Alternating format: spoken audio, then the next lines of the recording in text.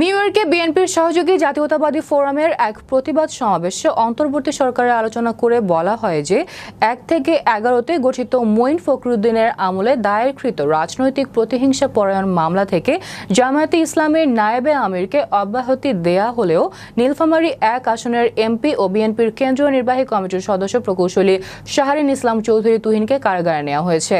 3 মে অপরাহ্নে Jackson হাইটসের diversity প্লাজায় অনুষ্ঠিত এ সমাবেশে প্রধান অতিথির বক্তব্যে বিএনপির কেন্দ্রীয় নির্বাহী কমিটির অন্যতম সদস্য গিয়াস আহমেদ আরও অভিযোগ করেন, মামলা হামলার আতঙ্কে 17 বছর আগে ঢাকা থেকে নিউ ইয়র্ক এসেছিলেন সাবেক এই এমপি তুহিন। তার অনুপস্থিতিতেই সাজানো মামলায় শাস্তি দিয়েছে মঈন ফখরুদ্দিনের কথিত আদালত। দীর্ঘদিন পর গত সপ্তাহে স্বৈরাচার মুক্ত বাংলাদেশে ফিরেই এমপি তুহিন আদালতে আত্মসমর্পণ করে জামিন চেয়েছিলেন, কিন্তু তাকে জামিন না দিয়ে কারাগারে পাঠানো হয়েছে। গিয়াস আহমেদ অভিযোগ করেন, প্রকৌশলী শাহরিন ইসলাম চৌধুরী তুহিন হলেন বিএনপি চেয়ারপারসন বেগম খালেদা জিয়ার বড় বোনের ছেলে। এটাই কি তার অপরাধ? জাতীয়তাবাদী ফোরামের যুক্তরাষ্ট্র শাখার সমাবেশে সভাপতিত্ব করেন রাফেল তালুকদার এবং পরিচালনা করেন সরওয়ার খান বাবু। এ সময় আরও বক্তব্য দেন যুক্তরাষ্ট্র বিএনপি নেতা M A Sabur, New York State বিএনপির senior vice president Jasim Uddin, Monirul Islam Monir প্রমুখ।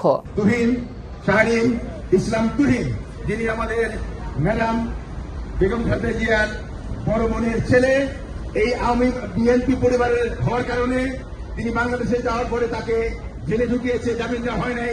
যে মিথ্যা মামলা 1/11 সময় মিথ্যা মামলা দিয়ে এই ইঞ্জিনিয়ার তুহিন সাহেবকে মানে তার বিরুদ্ধে মামলা দিয়েছিল।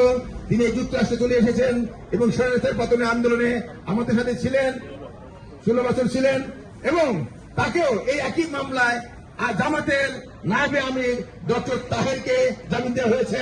জাহিদিনের সম্পাদক আপনার শফিক রহমানকে জামিন দেওয়া হয়েছে, কিন্তু জিয়া পরিবারের সদস্য হওয়ার কারণে তাকে জামিন দেওয়া হয় নাই। এই ব্যাপারে আমরা এর কারণ হলো এই এই এই অন্তর্বর্তীকালীন সরকারের ভিতরে আওয়ামী দোষরা বসবাস করছে। এই অন্তর্বর্তীকালীন সরকারের ভিতরে ফ্যাসিস্ট সরকারের দোষরা বসবাস করছে এবং তারা চায় না বাংলাদেশের সংস্কার হোক, তারা চায় না বাংলাদেশে একটি সুষ্ঠু নির্বাচন হোক। আপনি এরপরে আমরা